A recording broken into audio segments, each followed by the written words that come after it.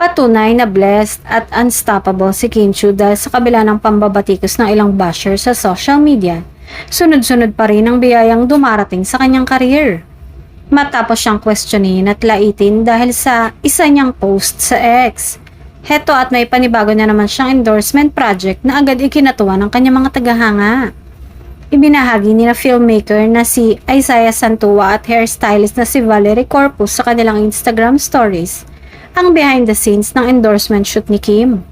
Makikita sa kanilang post ang excitement ng buong team habang abala ang Chinita Princess sa panibagong proyekto. Patunay na nananatili siyang isa sa pinaka-in-demand na celebrities ngayon. Dahil dito, bumuhos ang suporta mula sa kanyang fans na nagsabing tila bawat bash na natatanggap ni Kim ay sinusuklian ng panibagong blessing.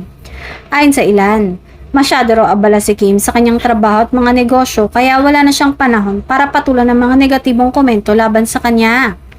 Bukod sa kanyang endorsements, may bago na namang pasabog si Kim ngayong May 22 para sa kanyang negosyo. Inanunsyo niya ang bagong designs ng kanyang bag collection na agad dumani ng positibong reaksyon mula sa kanyang followers at loyal supporters. Ayon mismo kay Kim, very handy ngunit spacious ang bago niyang designs. May zipper compartment para ligtas ang essentials at swak para sa mga mahilig sa minimal, chic at eleganting style.